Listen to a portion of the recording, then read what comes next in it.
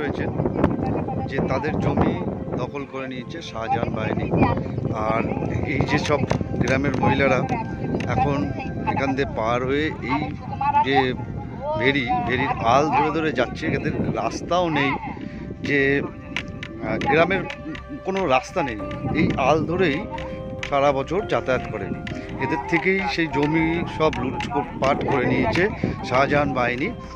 আর ওই সামনে সিবিআইয়ের অফিসাররা এসছেন, যাদের জমি দখল করে নিয়েছে তাদের সম্বন্ধে তাদের সব দলিলপত্রগুলো দেখে আর কি একটা বিচার ব্যবস্থা, সুবিচার ব্যবস্থা যাতে করা যায়, তাদের জমি যাতে ফেরানো যায়, সেই ব্যবস্থাটাই তারা করবেন বলে গ্রামবাসীদের বলেছেন।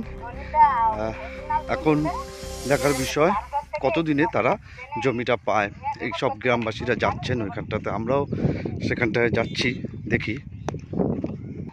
এই একটি পরিবারের সম্পত্তি, ঘর, এটাও দখল করে নিয়েছে এরা। চেপে রেখে ভয়তে ওইভাবে জীবন অন্য পার্টি করেনি, যে করেনি তাই আমাদের 2 বছর ভোট দিতে দেয়নি। আমাদের 2 বছর ভোট দিতেও দেয়নি। এখানে অনেক লোক আছে ভোট দিতে দেয়নি, যেতে দেয়নি। আমাদের বুঝে যেতে হবে না, ভোট হয়ে গেছে। সরবরি আগারাটি তো আগারাটি সরবরিয়া উদ্দিন মোল্লা। হ্যাঁ, বাড়ি এসে এসে বলে গেছে যে তোমাদের যেতে হবে না, বুঝে ভোট দিতে হবে না। আমাদের 9খানা ভোট আমার বাড়িতে। সব কাজকর্ম করতে এখানে কি করে খাবে? হবে না, ভোট হয়ে গেছে। আবার বলবে দাঁড়াও, সেই সময়টা আসুক, বলবে ভোট হয়ে গেছে তোমাদের। দুটো ছেলে, পালান ঘোষ আর আপনার স্বামী? না, পালান ঘোষ হচ্ছে আমার খুশৌরির ছেলে। আচ্ছা। ও পালান ঘোষ, পিন্টু ঘোষ আর ওই ভজু ঘোষ। এই জায়গাটা পালান ঘোষের? হ্যাঁ, এই জায়গাটা পালান ঘোষের। তারপরে এই সুকুমারের গাছ দিকে আমি আছি। আচ্ছা। ওই যে হরি মন্দির ছিল, পায়খানা ছিল, ওই সাইডে সুকুমারের গা ধরে আমি ছিলাম। এরা আপনার প্রতিবেশী? হ্যাঁ, এই প্রতিবেশী। আমরা এখানে এসে এখানে ঘর টর বেঁধে ওনার সুকুমারদার বাড়ি রাত্রিবেলা থাকতাম, এই পাতন টাতন ঝাড়তাম, পাতন সব কিছু রেখে দিয়ে সুকুমারদার মানে আমাদের ওদের দেইজি, আমরা দেইজি মতন করে নিচ্ছি আমাদের পাশে। ওই সুকুমারদারও আমরা ওইখানে খাবার সবা বসা এখানে। ওই তো আপনাদের বাড়ি থেকে তো আমরা এইখানে এই যখন এই জলকর করতাম, ধান চাষ করতাম, তখন মাছ চাষ করতাম, এখানে তখন একটুখানি প্লাস্টিকের ঘর, গরম না দিনে সুকুমারদার বাড়িতে থাকতাম।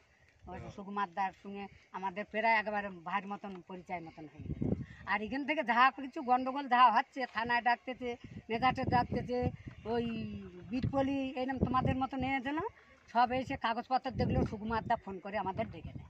আমাদের বাড়ি একটু দূরস্তরে, সুকুমারদার বাড়ি এই টাঙ্গা জমির পাশে করে রেখে আমরা একটু গরিব মানা মতন ওইরকম আমরা মাটিতে ওইরকম চাষ করতাম। উনি এইখানে একদম পুকুর আমাদের এইরকম জল করে, ওই যেরকম জল করে এরকম জল করছিল। উনি তো ওই মাটি কেটে ওই থেকে মাটি এনে এই ভরাট করেছে। ও আচ্ছা, পুরোটাই এরকম ছিল? হ্যাঁ, পুরোটাই ওইরকম জলকটের মতন ছিল। উনি এইখানে মাটি তুলে ঘর করেছে। উনি মানে এইখানে একটা মানে আমি একটা কারখানা করবো, ওইটা মাটি ওই ফেলেছে? হ্যাঁ, ওই দিনই ফেলেছে শাহজাহান শেখের ভাগ্নে।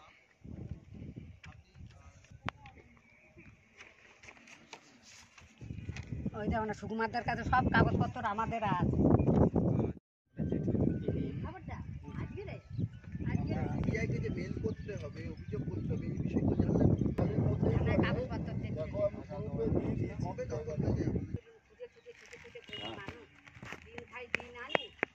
টাকা পয়সা কোথায় পাবো, আবার বন্ধ করে দিন, আবার ফের এই যখন মাঝে পড়ে এরকম হচ্ছে, আবার ফের আবার এ করেছে, থানায় যাচ্ছি, নেতাতে যাচ্ছি। বিচার পাবে?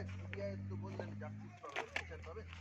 দেখি তোমরা যদি আপনারা যদি দয়া করো, মুখে যদি সবাই যদি দয়া করো তাইলে পাবো, আর না পারি আমরা আর কি করার কিছু নেই। আমরা কী করে আমাদের সেই মাঠে কিছু করার রাঙা।